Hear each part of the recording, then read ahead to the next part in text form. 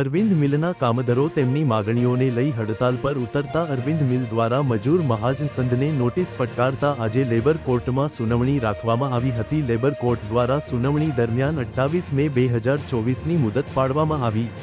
અરવિંદ મિલમાં આવેલ spinning processing કાપડ ખાતું ફિનિશિંગ ખાખી એડવાન્સ મટીરિયલ્સ તથા અન્ય જુદા ખાતામાં કામ કરતા 2164 જેટલા કામદારો ભેગા થઈ હડતાલ પાડતા 1946ની જોગવાઈઓ મુજબ ગેરકાયદેસર હડતાલ પાડતા અરવિંદ મિલ દ્વારા કામદારોને નોટિસ ફટકારવામાં આવી. મજાહન સંઘના હોદ્દેદારો દ્વારા કોર્ટમાં યોગ્ય રજૂઆત ન કરવામાં આવતા કામદારો સંઘમાંથી જુદા પડી નવા સંગઠનની રચના કરવાની જાહેરાત કરવામાં આવી. જે કામદારો મીડિયા સમક્ષ આવતા પોતાની રજૂઆત કરી તેમને પર્સનલ નોટિસ ફટકારવામાં આવતા કામદારોમાં આક્રોશ. જે કામદારો મીડિયા સમક્ષ આવતા પોતાની રજૂઆત કરી તેમને પર્સનલ નોટિસ ફટકારવામાં આવતા કામદારોમાં આક્રોશ.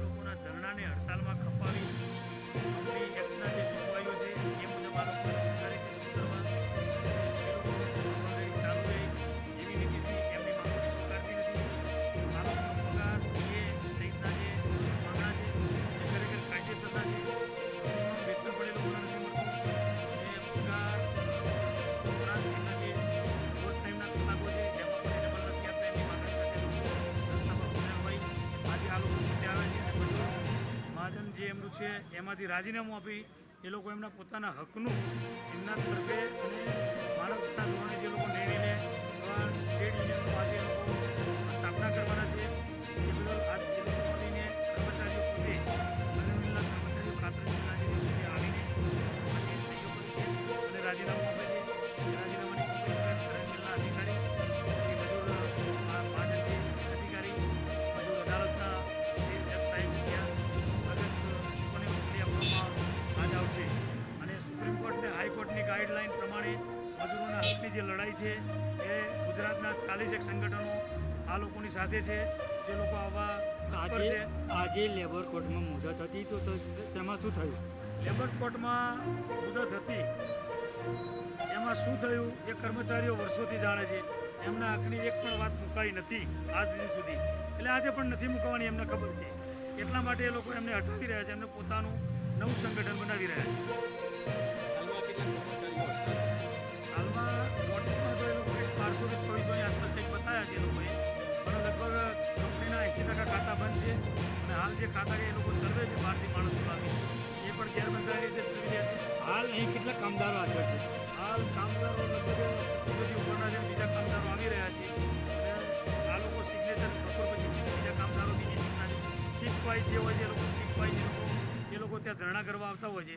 એટલે બીજી ને ત્રીજી શિફ્ટના જે માણસો એમના ટાઈમે આવશે એટલે સંખ્યા લગભગ 5000-6000 ઉપર જતી રહે છે. એવું પણ જાણવા મળ્યું છે કે જે મીડિયા સમક્ષ આવે છે એ ચહેરાઓને સ્પેશિયલ નોટિસ આપવામાં એ બાબતે તમે શું કહેવા માગો છો? એ લોકોના વ્યક્તિગત એમના મોબાઈલ ઉપર તો નોટિસ આવી છે. જે મજબૂતેથી બોલ્યા છે, લડવા માટે આગેવાન થયા છે, લોકોના ઘરે પણ નોટિસ આપી છે. અને આ કંઈ નવું નથી. આ મેન અને જે મેનેજમેન્ટ છે એ આવા કેટલાય સંગઠનની અંદર એ આગેવાનો બન્યા છે. 20 વર્ષથી આવા લગભગ 300 લોકોને આ લોકો કાર્ય મૂક્યા છે. કેમ પ્રકારે એ લોકોનું ક્વોલિટી નથી આપતા, લેટ આવે છે, રજાઓ પાડે છે.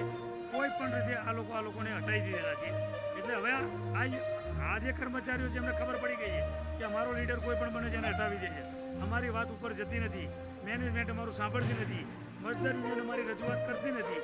તો આ ગુલામી પ્રથા અને અપશબ્દો અને ગાળો વાપરવી પડે છે અધિકારીઓની.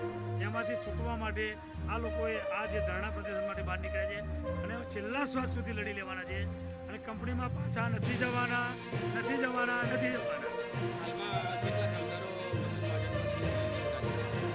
એ સિગ્નેચર થયા પછી આંકડો ખબર પડે. પણ કાલે જે લોકો ત્યાં હાજર હતા એ લગભગ 4500 ઉપર હાજર હતા અને એ લોકોએ સંમતિ દર્શાવી હતી. એટલે 4500 ઉપર કર્મચારીઓ તો છે અને આ લોકો કામથી અડકા રહ્યા છે. કંપની આને હડતાલ સાબિત કરવા માગે છે. અમે કોઈ પણ જગ્યાએ લેખિતમાં હડતાલ શબ્દ અમે લખીને આપેલો નથી અને હડતાલ પાડવાની જેવું લેખિતમાં અમે મજૂર મહાજનને પણ નથી આપેલું. આ લોકોની કે એમના મેમ્બરોની કોઈ સહી નથી અને કદાચ જો કોઈ મેમ્બરે સહી કરી હોય અને મજૂર મહાજન આ રીતે લખીને અહીંયા આપે તો ગેરબંધારણની ગેરકાયદેસર છે. એના માટે અમે લડી રહ્યા છીએ. કાયદાની જોગવાઈ, કાયદાના પાલન. હવે પછીનું આપણું પગલું શું રહેશે? અમારી આજે લોકોની સહયોગ થયા પછી આગળ બનાવી આગળની રણનીતિ નક્કી કરીશું. ગુજરાત બહારના સંગઠનો પણ આવી રહ્યા છે આ લોકોના હિત માટે લડવા માટે. એ કંપનીએ નોંધ લેવાની રહી.